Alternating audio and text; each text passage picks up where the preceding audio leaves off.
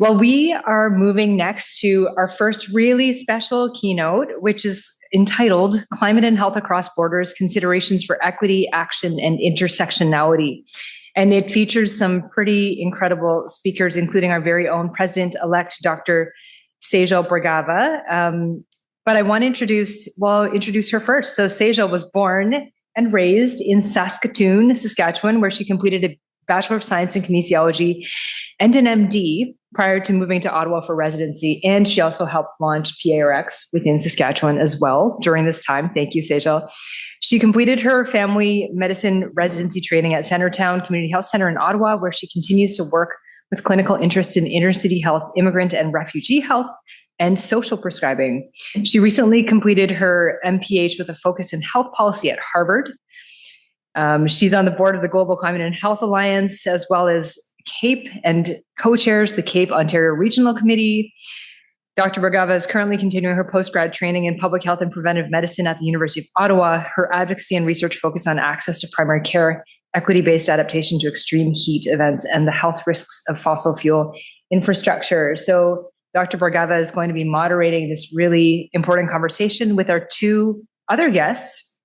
Our next guest is Dr. Britt Suann. She's an Australian pediatric doctor and climate health researcher from Boorloo, Perth, passionate about climate adaptation that delivers co-benefits for equity, child rights, mitigation, and community health in a changing climate. Her work spans clinical care, public health, and implementation research with experience at the Harvard FXB Center for Health and Human Rights, UNICEF Innocenti Office of Research and Foresight, based in Italy, Socios en Salud in Peru, and the Child and Adolescent Health Service of Western Australia. She aims to influence local and national policy to drive investment in climate adaptation and safeguard the health of future generations. And then finally, Dr. Emma Lengle. Dr. Lengle received her MD from the University of Oslo and her MPH from Harvard. She is an MD and currently pursuing a PhD in social medicine and medical anthropology at the University of Oslo, with a dual appointment at Harvard Medical School. Her research explores how city governance of public health shapes health disparities. Dr. Lengle is deeply involved in ongoing struggles for climate and health justice, including participating in grassroots organizing efforts, serving on a Lancet Commission on Global Governance for Health, co-founding the University of Oslo Working Group on Racism, Discrimination, and Health. My gosh, how much more amazing things do I have to say about all these speakers?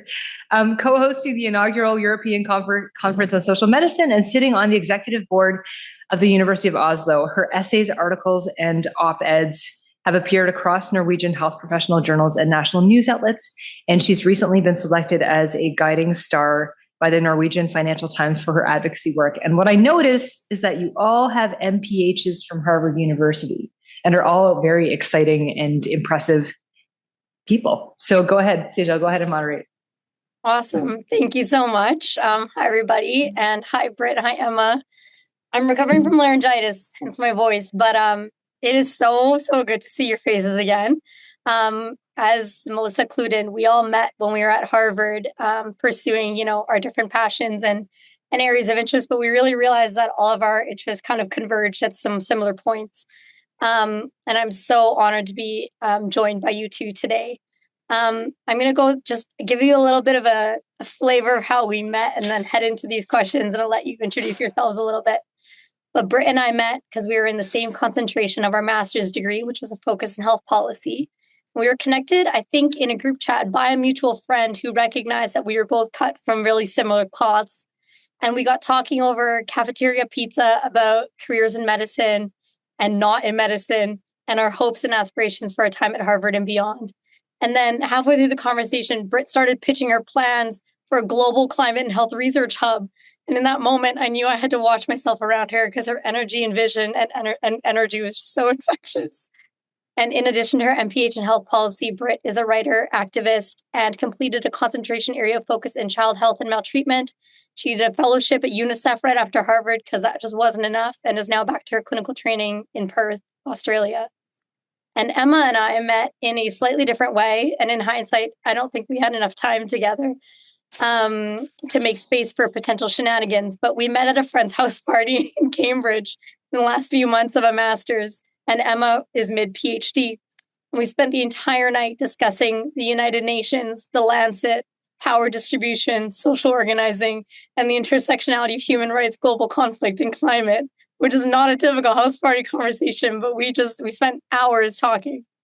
And we've since become members of a group chat called Inspiring Women in Medicine and Climate with another colleague from Norway, which I hope is just the start of ongoing collaboration and transformative climate trouble in our futures. The conversations that I had with both of these women were so incredibly rich and vibrant and full of passion and vision. And to this day, I have not left my mind.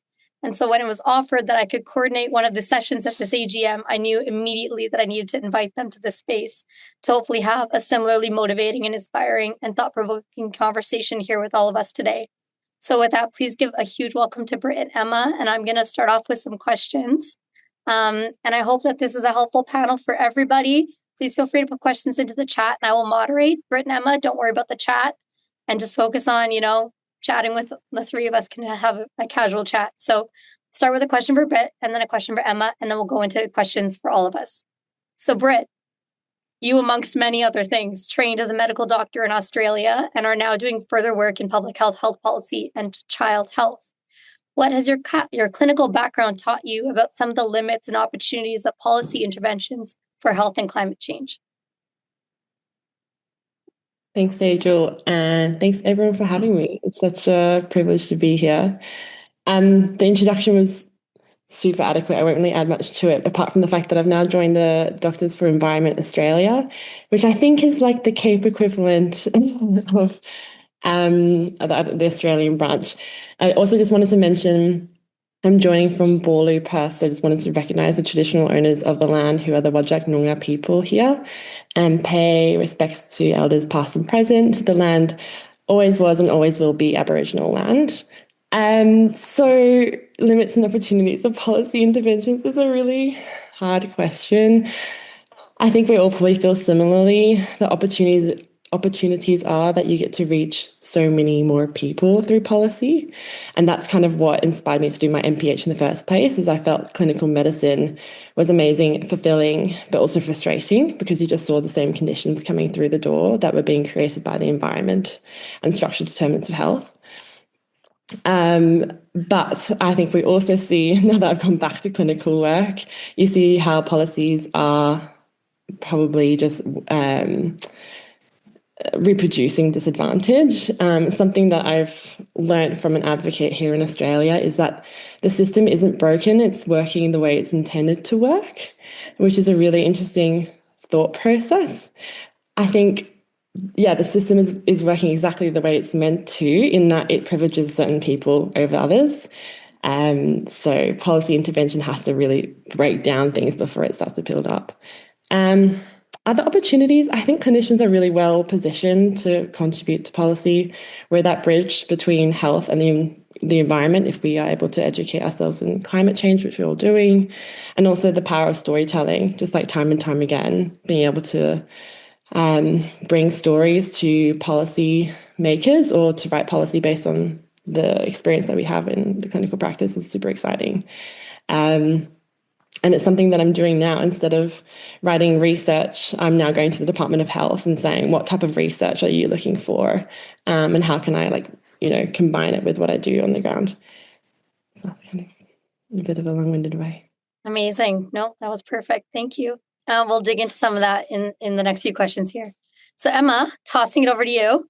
Could you share how your clinical training as a physician and your public health and anthropological training have shaped how you now how it's shifted how you view or how you now view health policy and health equity in the context of the climate crisis?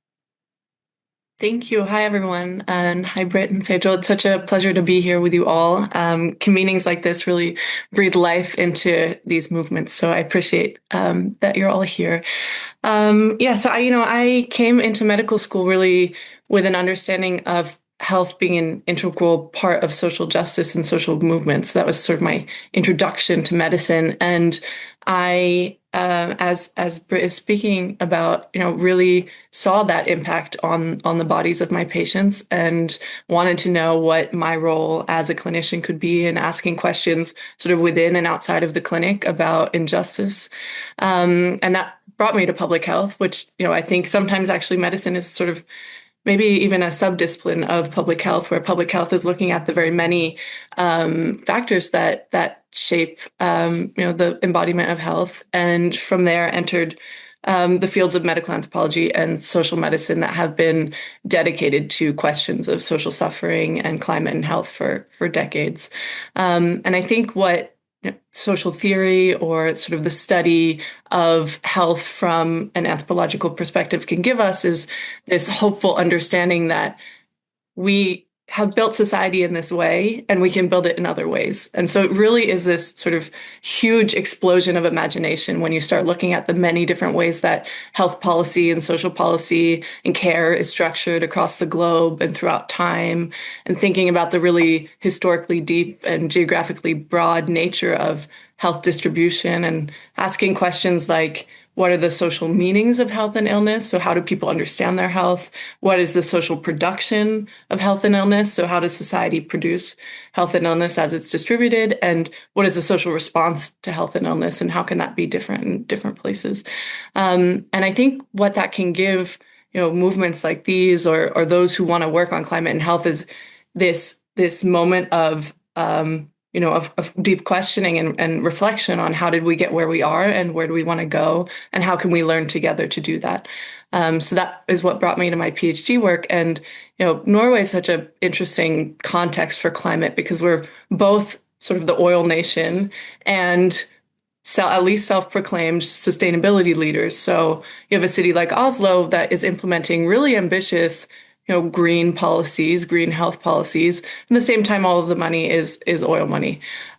So I am asking about what does that look like, and how might we understand that in our broad sort of global movement. And then I'll add a last piece that, across all of my years in medicine and now in my PhD, I've always been engaged in organizing. And I think organizing really brings home the interconnected nature of all of our struggles in health equity. So, health professional unions working on workers' rights, and indigenous health movements and queer health movements, and of course, climate health movements are all, sort of envisioning a future that is more caring and careful. And that is something that, I think we can, to an even greater degree, bring into our health organizing spaces. So thank you so much. And I'm excited to keep talking. Amazing. You guys are the best. I'm so happy to have you here. Some of what you were both saying spurred a different question in my head, but, I guess as a social movement kind of organization with what we do at CAPE and engaging in capital A advocacy, what are some qualities of effective social movements and, things that you've seen in your work? And maybe I was going to get to this later, but you brought it up, Emma. You mentioned a deep questioning of some of those original roots of these political and systemic structures that we live in and where we want to go. So maybe how do social movements kind of move us to where we want to go, and what are some qualities of positive social movements that you've both been a part of? That's off script. Sorry, guys. No, it's perfect. Do you want to hop in, Britt? Yeah. I've been really reflecting on this after the change that we've seen in the US. When it comes to social justice movements, how can we be as inclusive as possible, but also not have a narrative that is so narrow and so particular? Like if you say certain things, certain words, then you're excluded from the movement altogether, that people feel completely ostracized from participating in social justice. So I'm trying to work on a social justice movement that's as inclusive and well-meaning as possible. The other thing that is making me reflect is trying to put myself in more conservative spaces. Sehjal and I had an experience in the US where we both went to a conservative conference, and we were very well reminded about how we're just surrounded by familiar voices. And I think, especially in the climate space, you learn all of the lingo and the language. And at some point, I think we become out of touch with what everyday people feel about the climate movement.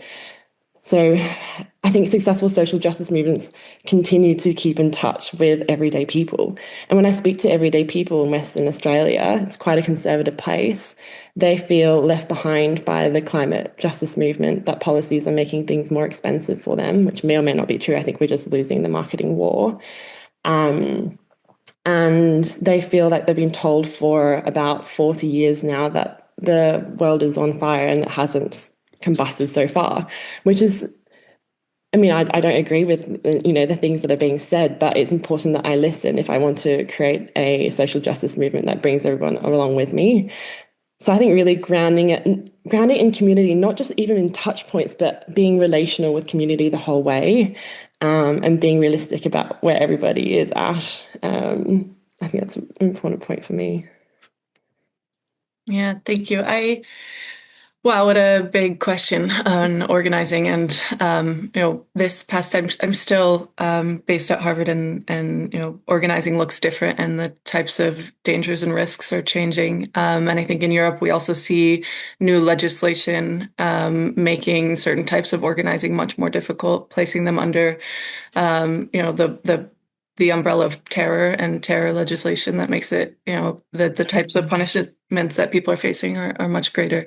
So the reason that I bring that up is I really see organizing as creating conditions of courage. So how do we create material and emotional conditions that allow people to move on things that they already care about? Because I see so many people around me who are either distressed or inspired, or whatever it might be that drives you into wanting action, but also don't quite know where to fit in and how to fit in. And maybe sometimes the narratives of someone on the barricades or on the front of the newspaper makes it seem like you have to be a special type of person to be engaged. And I have been involved in really large now civil disobedience movements where actually there are many thousands of people involved making that possible. So when you look at, for example, in Norway, we've had 2 large indigenous rights encampments fighting against mines and against the sort of use of indigenous lands for different industrial purposes. And the newspaper image is of 5 or 10 people in a tent, standing in front, linked out. But having been a part of that, I now understand all of the people who do the logistics and who make the press messages and who's sitting at home and calling friends, or even the parents who support rather than saying, please don't go, or the people who say, I really want to chip in. Can I, make a poster for you guys? I do graphic design, or I am really good at writing op-eds. How can I do that? Or maybe someone's sitting at the table that we need to be at, but that as an activist, it's not always easy to get access to, and have a sort of backroom discussion with those people. And so just a myriad of ways that one can be engaged, and really making that more visible and trying to deconstruct this narrative that there's like a type of person that's an activist, and then there's the rest of us who are grateful for that activism. And saying rather that, we all have a desire for a caring society. I really believe that. And I think we are led to different beliefs about how we get there. And that's important in a plural movement. But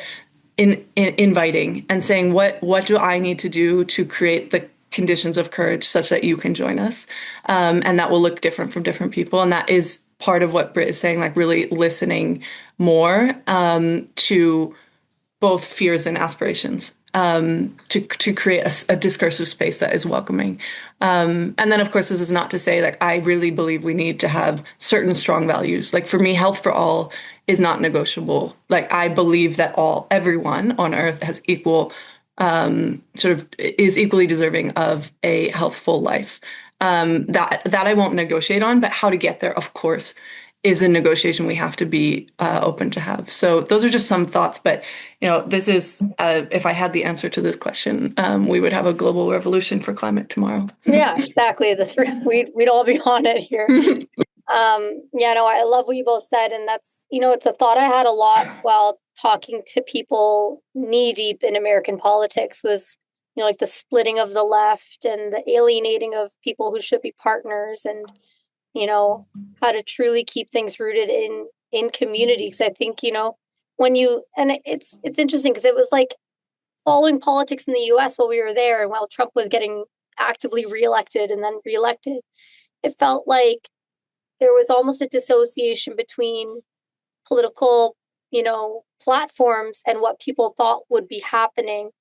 And I think it's really interesting to see how we've almost left people behind in politics because of the way we've, institutionalized and academialized politics, when really it's about, quality of life and the everyday person. And I think that's a really important point, is to keep that in touch when we advocate maybe against some of these better systems. So thank you both. Yeah. I can maybe add, Sehjal, Yeah. what you just had made me think of. I'm really inspired by affirmative visions lately. So I think when I work a lot in the global health space, and right now there's this moment of distress, like everything is falling apart. What's going to move forward? Is there any funding? Is there any sort of multilateral efforts that we can lean into as young people? And one of the things that I have been working on in this Lancet collaboration, but also in a few special issues, is trying to bring together scholars who want to think about what are we moving towards? What do we want to see? And how do we visualize that, and how do we explain it? And the reason I think that's important is not necessarily to create a blueprint. I don't think there's ever one answer. I think the answer is community-based. But I think when you are able to discuss those things, like when I can meet other activists and say, where do we want to go? There's this moment of creativity and joy, but also a really important education of desire. So you denaturalize the way that things are. You don't accept the narrative that they have to be that way, and you enter a different type of space that you can bring into your organizing. And so I think this is a space where social movements and academia and communities have to come together and have these types of imaginative but like truly material and prescient conversations about where we want to go. Yeah, I love that. And maybe Britt, before I hand it over to you, I recently, and this is like almost a bit of a redirection, but I had the chance. I went back to Boston for a week recently, and I met Ayanna Johnson, who just published her book of What If We Get It Right, which is like a collection of interviews and essays about, what if we get this climate transition right, and what if people succeed, and what does the future look like? And how I think us in climate, I don't know about you guys, but like I'm almost motivated by the doom and gloom facts. Like I want to know how bad it's going to get. I want to know what I'm dealing with. But most people do not respond well to that, right? Like they run the other way. They're like, oh, here comes Black Cloud Sehjal again. So when I was chatting with Ayanna Johnson, it inspired me to think more about how do we communicate what things look like if we get it right in this climate movement. So I think my question to you guys, and maybe we'll start with Britt, is do you think this is an effective way to advocate for climate? And what does getting it right look like for you in your lens of work? I feel very strongly that, as Emma said, affirmative action, and the same thing, what does getting it right look like? I think that's a really effective strategy.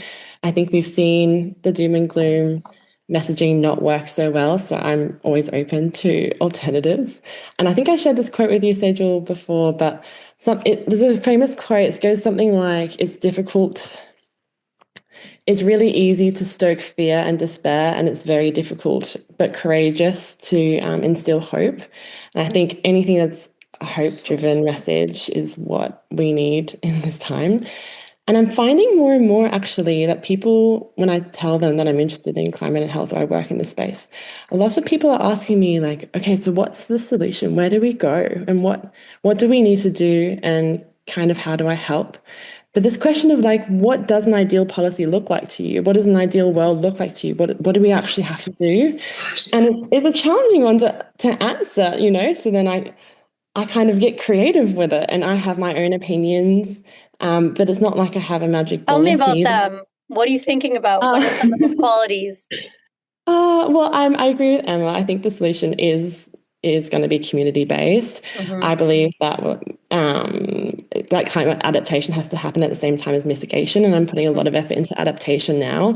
In Australia, heat waves are going to double or quadruple by 2100, and we just have to figure out a way that we can live in like extreme heat that we haven't experienced previously. Mm-hmm. So I think we need to start investing a lot more in climate adaptation. We're really, really bad at it at the moment in Australia, and doing work that also reduces, is sustainable at the same time. I think we need to we have to decolonize in some way. I think the current system is just built on extractive capitalism until we start to critique our economic systems. Unless, as I've been told by a politician, he believes in the free market and the ability for technology to come up with a creative solution. And I was like, that's great. I'd love that to happen. But until that happens, I think we have to, really consider our economic system. I think we've got to put effort into multilateralism and also put effort into community-based action. Yeah, I could talk for a long time on that, but other people have different opinions, and it's interesting to get creative with it, as you say. I love that. Emma, any thoughts? Yeah, thank you. I think one of the challenges for me when we move into this space of hope is the risk of collapsing real injustices. And so I think like holding this tension of saying, what does a plural, inclusive, caring future look like for us? And how do we deconstruct and rebuild? And so those are like parallel tracks. And so Sehjal, I also always I think it's important to know all of these disturbing facts about where we are and why we're here, and to marry them with how do we rebuild something different in the future.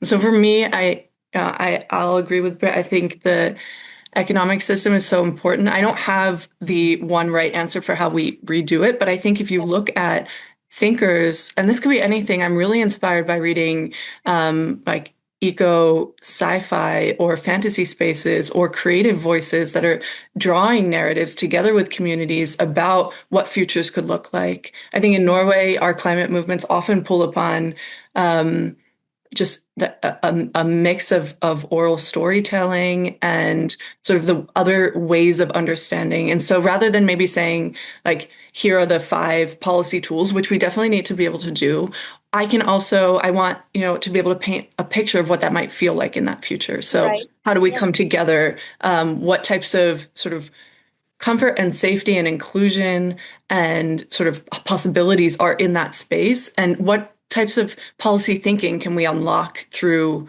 different sort of modes of discussion? And then, I'll just add, I had a long discussion with Greg Gonzalez yesterday. He was very active in the HIV/AIDS movement and an organization called ACT UP in the 90s. And what he said, he said, you have to play 2 books, right? You have to be pushing for a moment when you can create policy, but you have to have that policy ready. So if we're in a climate movement and finally somehow the door opens and they say, all right, guys, you're right, this is not working. What do we do?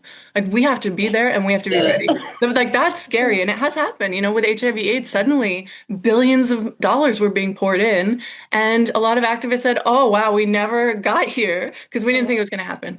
And so I'm just really excited to invite everyone into that kind of conversation. Let's make that playbook and let's disagree about it and debate it and learn from that while we are taking seriously the current injustices. Oh, I love that. I love everything you guys both said. I actually took this was my favorite class I took at Harvard. It was a law class at the law school. It was called Beyond Economic Growth, workshop for, development, or it was not sustainable development. It was envisioning, systems for the future or something. I don't remember the exact title, but we started talking about ideals of, post-growth and post-development theory. And I came across a tax, I call it a tax reform model now, but it was steady state economics and the ideas of, taxing the societal bads and not goods. So shifting an income tax to an extractivism tax, basically an industry facing carbon tax. And, or having something like a well-being economy, or, moving away from GDP and extractive capitalism and corporations, So I guess, I just kind of want to put that out there. Do you guys have any thoughts on, what your ideal systems could look like if we get it right? But maybe these are our closing thoughts before we kind of head into the Q&A. Yeah, I can add. So in this this group I'm in on a new multilateralism, I'm very interested in how we can build transnational solidarity while also sort of locating policy in communities. And I think that question is so important for us. So what does it mean to have an international vision that isn't universalizing? And I'm excited about thinking about, right now with seeing, when you said the system is what it does, I think I am very concerned about human rights obligations and the current UN system. So what type of transnational solidarity could we have? And then I think if you look at, I've been reading thinkers like Angela Davis that are writing about transnational solidarity, and that actually many of our movements, as I started with, are speaking about extractivism. Mm-hmm. And this Lancet Commission that I'm on, where it's speaking about health, but we're asking not global health governance, but global governance for health. So across all sectors, it's really about our distribution mechanisms. What type of, shared struggles do we have? At what levels, and how might we locate them and work together on them? And what examples are out there already? I mean, if you look at amazing sci-fi writers like, Margaret Atwood's work or Ursula K. Le Guin, they're actually pulling upon examples from the modern day in the way that I think we also can do in our movement. So what are successful, for example, in decolonizing South-South partnerships? Or what are successful movements that are bringing hope for young people? And how might they be woven into this idea of working together internationally, but real local democratic decision making in communities. So that's what I'm trying to play around with, both in my academic and organizing work right now. Oh, amazing. Britt, tossing it over to you. That's really cool. I have two thoughts on this space with economic systems. I have the revolutionary kind of creative space about what can we do and how can we really think creatively about a different system. And then I have the space where my whole family are in corporate world and all of them think that I'm completely crazy and it's never going to happen and that I have to play into the system and start to be realistic and all of that. And so I'm in two minds. I think you need both the visionary thinkers, and then you also we have to be thinking about our timelines as well and what's going to happen. If I'm thinking about the current system, then I'm thinking about appropriately addressing the harmful externalities that we're not currently. So the carbon taxes, as you said, Sehjal, and the carbon economy. I don't believe in continuing the current economy. I think it's based on injustices that won't be unwoven until we address it. But if we're sticking with this current model, then there are ways that we can make adjustments. And then, if we can get creative with it, then that sounds amazing to me. There's an amazing paper, I'll pop it in the chat, about post-growth economies, and they've done modelling based on each different economy type and when we're going to run out of resources or kind of hit our planetary boundaries. Or I think you said steady state for each of them. Yeah, steady state, donut, yeah. Yeah. So I'll pop that in the chat. It's really interesting read as well. But I also, not necessarily talking about economic systems, but talking about democracies and rethinking how we also do elections. Yeah. And an interesting thought pieces in the Northern Territory. There's some Aboriginal groups that have a sociocracy where you'll have a small group where people kind of make a shared decision, and there's lots and lots of small groups, and then one representative of each of the small groups will come together as another group and then share the decision and then make a final decision. And so there's lots of different forms of not just economic systems, but also democracies and ways of life that we just haven't really committed to yet.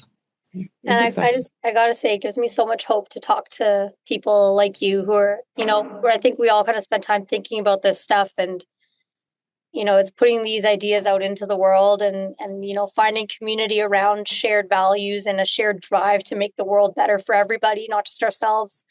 That is so inspiring. And so thank you for favoring, my shift of the conversation towards a vision of what things should look like, because I think we need to move into that space as climate advocates. And I just appreciate your brains and everything you both do so much. Britt, you're a complete hero for joining us at 2:10 a.m. Australia time. I can't believe we did that to you. And Emma, thank you so much for taking some time out of your busy academic schedule, teaching courses at Harvard and whatnot, to talk to us today. So we'll give you a round of applause and then we'll open it up to the Q&A. I adore you both so much. Thank you so much for being here. Who is moderating the Q&A? I don't think I have access to the Q&A. There's one question so far that I could read if you'd like. Yeah, please. And then there's some in the chat we can also go through. Sure. And that's the one from we're just pulling questions from the chat. So oh, okay, good. Yeah, perfect. Okay, well then I can do this. Perfect. Okay, awesome. Okay, I think there's one up here. Emma, Sehjal, and Britt, could you please share your thoughts regarding the growing food insecurity around the world that is being exacerbated by the many demands to remove farmland from production, while climate change creates less reliable growing conditions? Ladies? Yeah, I can hop in. So I have an incredible colleague in medical anthropology who's really interested in envisioning futures of food sovereignty. So I'll just throw this out as some ideas. I don't think I have one perfect solution here, but I think that integrating ideas of democratic local democracy and food sovereignty is a sort of way to push against some of these top level policies that are creating or have always created food insecurity, but in conversation with the type of climate change that we're going to see. And so she's studying resistant efforts to the Green Revolution, which, of course, the industrialization of agriculture was really important for providing food for very many. At the same time, it moved away from multi-crop to monocrop ways of farming. You moved into really precarious, occupational status for farmers and suicide epidemics around the world in agricultural communities. So I think, this is, I guess, what I'm trying to get at the interconnection of all of these struggles. I think it is a democratic issue about the types of voices that are involved in creating food policy. I think it is an issue of the sort of economic push towards certain types of industries and the ways that they work and the ways that they extract. And then I think it is also a really big move from an understanding of food and agriculture as an integrated piece of our democracies. And so if we were to envision what Joan Tronto describes as a caring democracy, a democracy of care, what might the place of food and agriculture be in that? These are the types of scholars that I'm leaning on and looking to when I'm trying to understand how to be part of like current and precise and technical discussions on agricultural policy. Amazing. Thank you. Britt? That's really interesting, Emma. Yeah. I've got a few thoughts about this. We have a reminder in the chat to speak maybe a little more slowly because we're doing French translation simultaneously. Okay. But the three of us can just... Oh, yeah, I can, yeah. I have a few stories and thoughts about this. I think food insecurity is one of the first things that we're that we're seeing with climate change. When I was in Peru, people were saying that potato farming used to be both their food and also their source of income, and now they have neither, and they're having to travel into cities for food that they can't afford in the first place. When I was in the Pacific Islands, people were saying similar things, and that they're losing their ability to both produce income and also have food on the table because of the changing climate. And there's a significant amount of incredible Indigenous knowledge about the land, but it's also being threatened by changing seasons. And I think there's probably a collaboration there between Indigenous ways of knowing and also climate science that can help combat that. But there's also all of these downstream consequences of food insecurity, such as displacement from culture. And also, we always think about food insecurity as leading to malnutrition, but actually this is the first year where childhood obesity has overtaken, overweight and obesity has overtaken undernutrition in children globally. And we actually were looking at how food insecurity in the Pacific Islands, which is, there's a lot of import dependency there, may be contributing to childhood obesity in that region. And so the question becomes, how can we maintain food security in a different world? And how do we actually do it. So I feel like there's a lot of top-down recommendations that we do, food policy in a climate resilient way, but do people who are actually implementing these policies and programs know how to do so? It's not by any fault of their own. It's just like sometimes top-down directives are quite confusing and hard to implement. But for example, if we do crop farming that's too close to the coast and then sea levels rise and it becomes salinized, and it's just entirely inappropriate and a complete waste of everybody's time and money. So really thinking critically and using climate modeling to say, okay, where can we feasibly grow food? And unfortunately for us, if you look at the projections, food is moving away from the equator as the equator warms first. So countries that are at the poles, like Canada and Norway, are going to become agricultural hubs and do really well. But then you're seeing countries like, again, the Pacific Islands, India, Italy, which used to... when I was in Italy, for example, they were importing tomatoes from Poland, and that was kind of like the home of the tomato, right? So some countries will do a lot better than others, and that's kind of where the multilateralism is going to come in. And are we willing to support our colleagues across the world? And how do we maintain food security in a changed world? Tariffs, it's crazy, isn't it? It's just wild what's happening to trade and everything like that. Thank you both for your thoughts on that. Maybe this is maybe a nice little wrap-up question for us all. I'm going to tie maybe these two together in the chat. In many ways, us as physicians and, people with graduate degrees at this point are part of the elite. And how do we ensure that our patients, the real community, have a voice at the decision table? And also, how do we get other people on board into this movement, especially physicians, but also I think community should be considered too.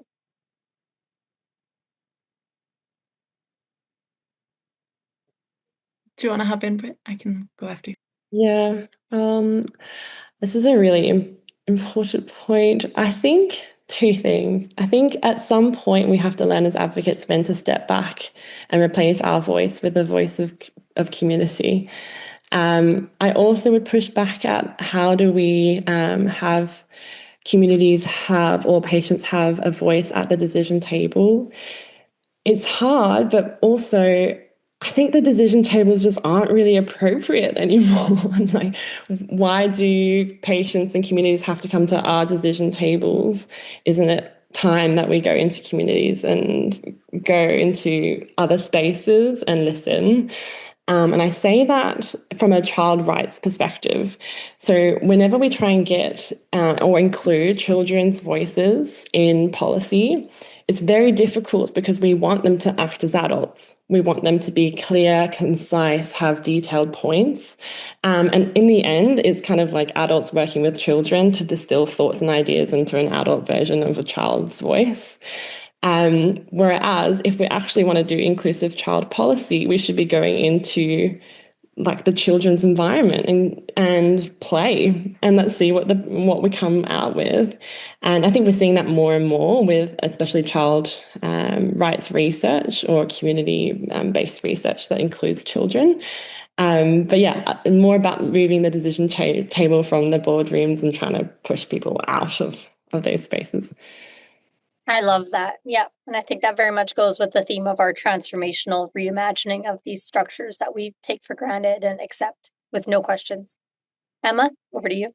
Yeah, thank you. I think this gets at some core questions of hierarchies of expertise and whose voice matters and how we listen to it. So just a few thoughts if we think about multilateralism that I've been playing around with. The first being, I think there's a really there are certain nodes of knowledge production, expertise production that are very dominant. So if you look at schools of public health or schools of global health, often either located, for example, at Harvard or London School of Tropical Hygiene and Medicine, Canada's got some great schools as well, where that is sort of the space in which we create legitimate visions of the future and legitimate understandings of today.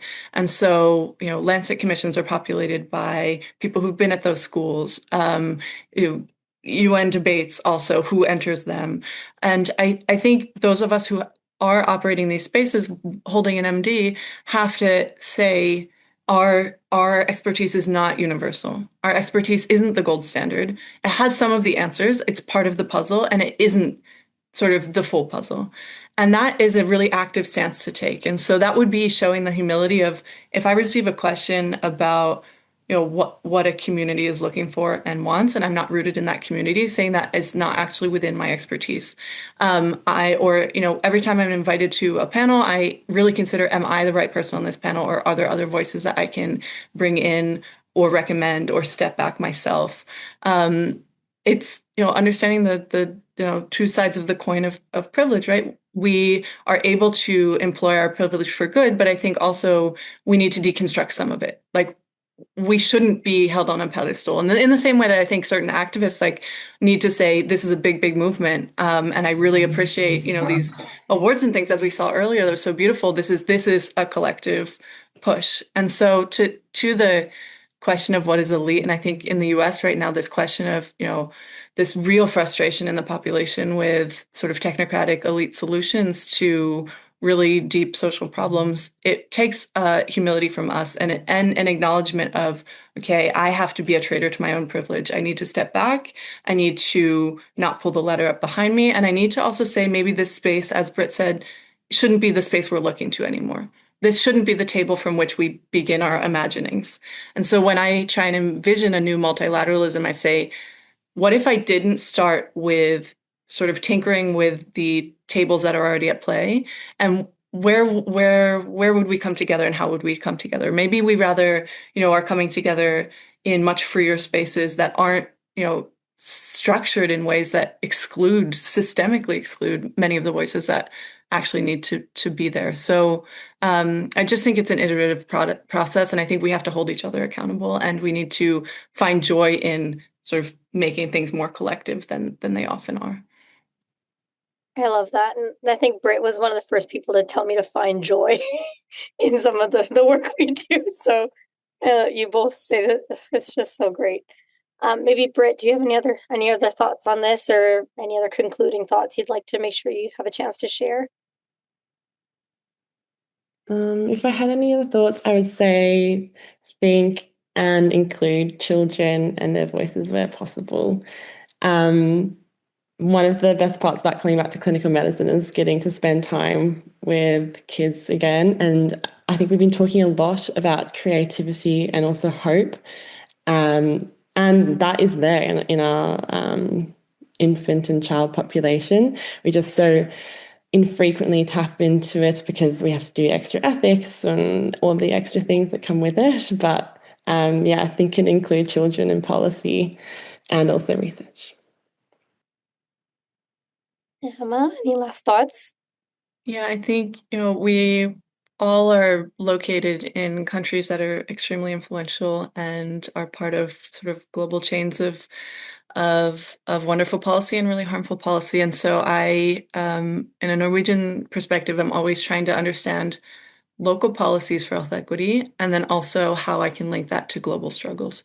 So I don't want my climate justice or health equity work in Norway to be at the cost of someone else in some other place. And so really thinking local and global at once, and asking and reaching out to movements that are connected in many places is an inspiring piece of my work. And then second, I'll just recommend Sarah Ahmed, an amazing feminist writer, just came out with a book, No is Not a Lonely Utterance, for those of us who often are in the room. Here we're together, but in other rooms often alone. And to remember that there are many of us who are the ones who say, no, I don't accept the way that things are today. And yes, we will have a different future. So just recommending that for anyone who wants like a bit of a inspirational kick to their reading list.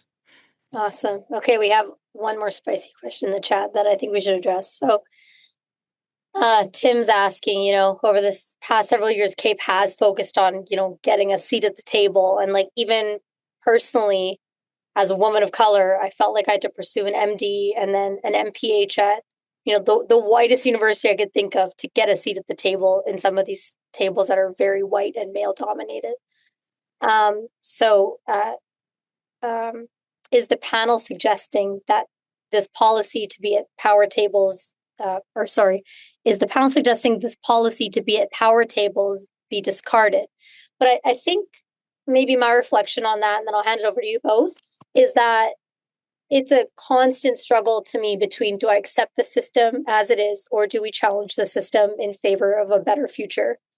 And those are the models I'm continuously reckoning with. Like, I took another class at Harvard from a political philosopher. It was a political philosophy class, and it was talking about like an oh my gosh, what was her model called? It was like a participatory democracy, essentially. An egalitarian participatory democracy. And this was her way of shifting the current democratic system towards something that was more participative and inclusive of everyone.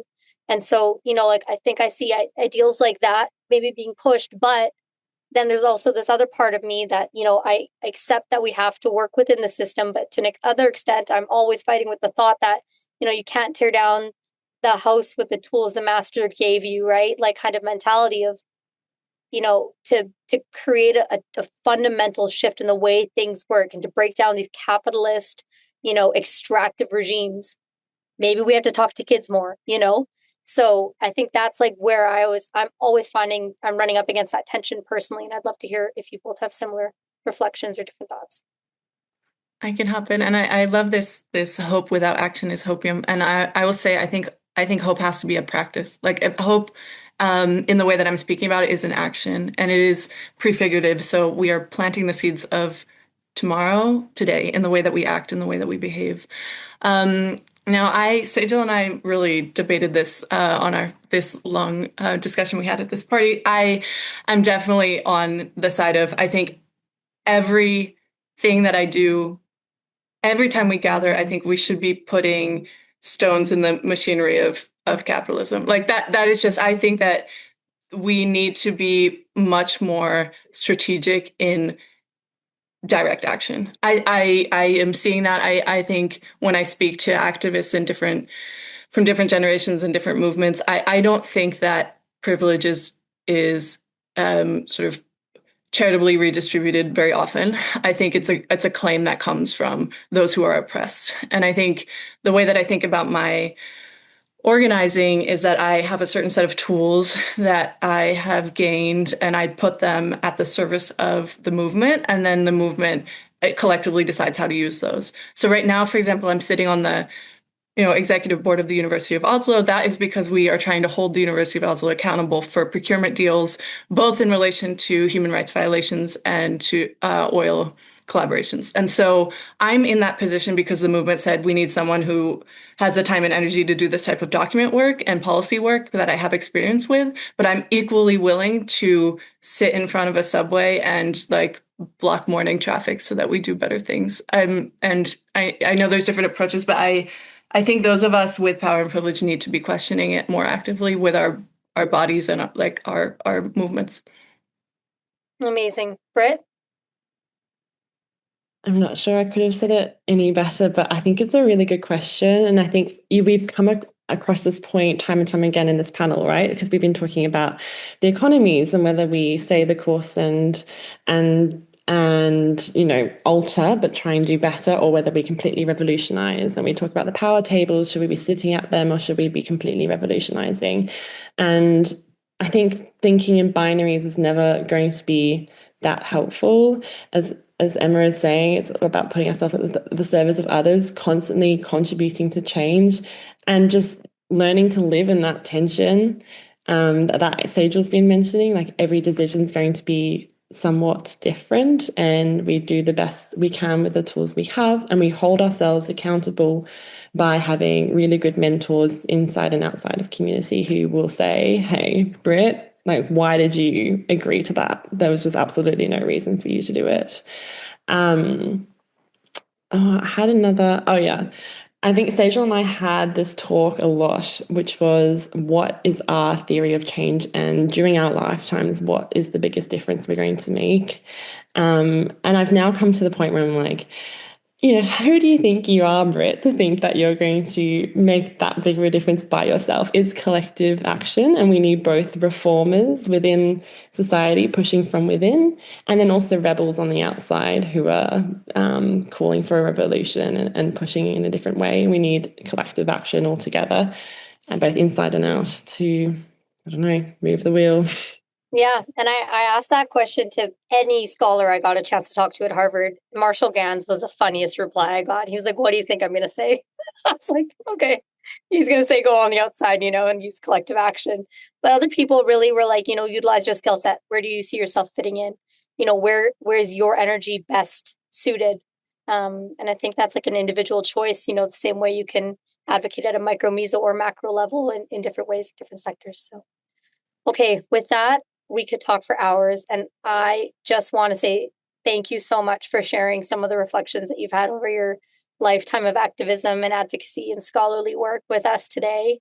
I think it was a really engaging conversation. We got a lot of good, great questions from our audience, and even Sir David Suzuki weighed in, which is incredible to see. And yeah, I encourage you guys to maybe both share any resources you have in the chat before you leave, or send them in an email to me and I can distribute them to everybody. There was a request for, sharing contact information if you feel comfortable with that, or maybe a LinkedIn. But yeah, I just want to say a huge thank you. And I just want everybody maybe to unmute themselves and give our speakers a round of applause if we can. So thank you both. I really appreciate it. Thank you for having us. And thank you for all the work that you guys are doing. Thanks, guys. Britt, have a good sleep, man. Oh my gosh. Okay, I'll talk to you both soon. Thank you. Okay, bye. Bye. Thank you.